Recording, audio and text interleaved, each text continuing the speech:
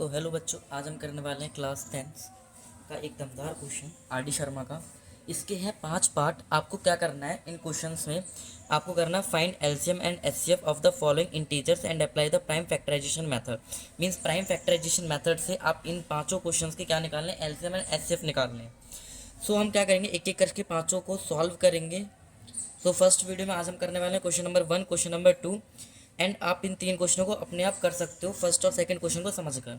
करना क्या, चलो क्वेश्चन नंबर फर्स्ट को स्टार्ट करते हैं। आपको क्वेश्चन नंबर फर्स्ट में दिए 3 question, means 3 integer 12, 15 and 21।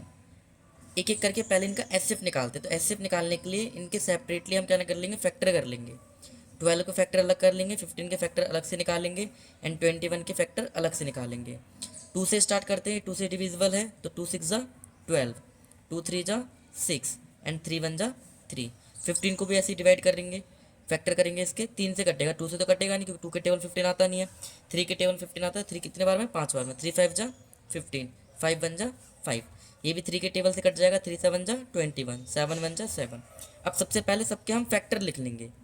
Prime factor of 12 is equal to 2 multiply 3। अब नेक्स्ट लिख लेंगे प्राइम फैक्टर ऑफ 15। 15 के फैक्टर क्या है आपके, 3 एंड 5। नेक्स्ट 21 के लिखेंगे प्राइम फैक्टर ऑफ 21 के प्राइम फैक्टर 3 एंड 7। अब एचसीएफ में हम क्या करते हैं, एचसीएफ में हम वो नंबर देखते हैं जो तीनों में कॉमन है।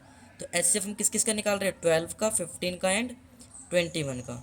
तो तीनों में चेक करो कौन सा नंबर कॉमन है। तो मुझे देखो तीनों में एक नंबर कॉमन दिख रहा है, वो क्या है, 3, जो तीनों में आ रहा है। तो एचसीएफ क्या हो जाएगा इन 3 नंबर का, 3। अब तीनों का हम क्या निकालेंगे, एलसीएम निकालते हैं। तो एलसीएम के लिए हम इनको एक साथ ही कर लेते हैं, 12, 15 एंड 21। 2 से पहले डिवाइड करेंगे, 2 6 जा 12, ये कटेगा नहीं तो इनको ऐसे लिख देंगे। आ जाओ 2 से, 2 3 जा 6, ये फिर से नहीं कट रहे, सेम उतार दो। नेक्स्ट नंबर लिया 3, 3 1 जा 3, 3 5 जा 15, 3 7 जा 21। अब 5 से, 5 1 जा 5 7। जब तक लास्ट में आपके सारे नंबर कट के 1 1 1 ना हो जाए, जब तक आप इनके काटते चलोगे। 1 1 7 1 जा 7। अब इन तीनों को क्या करना है, इन सब नंबर को कर देना मल्टीप्लाई। तो एलसीएम में हम क्या करेंगे, जो भी आपके फैक्टर हैं इनको सबको मल्टीप्लाई कर दो। तो 2 मल्टीप्लाई 3 मल्टीप्लाई 5 मल्टीप्लाई 7। अब सॉल्व करके इनको लिख दो, वही आपका क्या हो जाएगा, एलसीएम। 2 2 जा 4, 4 3 जा 12, 12 5 जा 60 और 67 जा 42। तो आपका आंसर क्या आ गया, 42। आपको क्वेश्चन में क्या करना था, एलसीएम और एचसीएफ निकालना। तो फर्स्ट पार्ट हमारा हो चुका है। अब हम सेकंड पार्ट पे चलते हैं, जिसे हमारा 17, 23 एंड 29। नेक्स्ट पेज पे चलते हैं। 17, 23 एंड 29 का हमें क्या निकालना है, एलसीएम एंड एचसीएफ। फिर सेम एचसीएफ के लिए हम इनको अलग से फैक्टर कर लेंगे। 17 के फैक्टर अलग, 23 के फैक्टर अलग एंड 29 के फैक्टर अलग। आप एक चीज़ नोटिस करोगे, 17 देखो ना तो 2 से डिविजिबल है, ना ही 3 से, ना 7 से। 17 सिर्फ 17 से ही कट सकता है, 17 बन जाए 17, क्योंकि 17 एक प्राइम नंबर है। सेम 23 भी एक प्राइम नंबर, तो 23 बन जाए 23। 29 भी सेम एक प्राइम नंबर है, तो 29 बन जाए 29।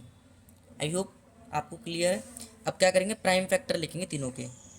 Prime factor of 17। 17 में देखो कोई भी प्राइम फैक्टर नहीं है, 17 है तो 17 का 17 लिख दो।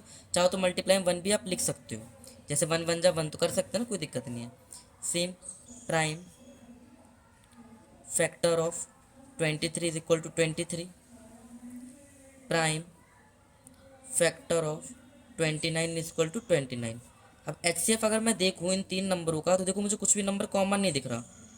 बट आप एक चीज़ नोटिस करोगे, और आपने पढ़ी भी होगी इंट्रोडक्शन वगैरह में कहीं भी, और आपको मैं भी बता देता हूँ कि प्राइम नंबर्स में जो कॉमन होता है ना, वो 1 होता है। मीन्स प्राइम नंबर्स में, जैसे ये भी प्राइम नंबर, ये भी प्राइम नंबर, ये भी प्राइम, अगर इनके फैक्टर करें तो इनके फैक्टर में कॉमन नंबर क्या होता है, 1। अगर मैं 23 इंटू 1 करूँ तब भी ये 23 रहेगा, 29 इंटू 1 करूँ तब भी 29 रहेगा। तो कॉमन मुझे क्या मिल गया, तीनों में 1 मिल गया ना। तो इन तीनों का एचसीएफ क्या हो जाएगा, 1। अगर मैं एलसीएम की बात करूँ तो तीनों को एक साथ रख लो, 17, 23 एंड 29। 1 टाइम्स ये नंबर ऐसे ही रह जाएंगे। नेक्स्ट आ जाए आपका 23, अब 29 एज इट इज़। अब इसको 29 से डिवाइड कर लो। अब एलसीएम में क्या करेंगे, जो इनके फैक्टर आए इन तीनों को मल्टीप्लाई कर लो, और आपका क्या आ जाएगा, एलसीएम आ जाएगा। आई होप आपको दोनों क्वेश्चन समझ में आए होंगे। आपको क्या करना है, इन्हीं 2 क्वेश्चंस की तरह क्वेश्चन नंबर 3, 4 एंड 5 को अपने आप रिवाइज करना है। और चैनल को सब्सक्राइब करें, वीडियो को लाइक करें। Thanks for watching.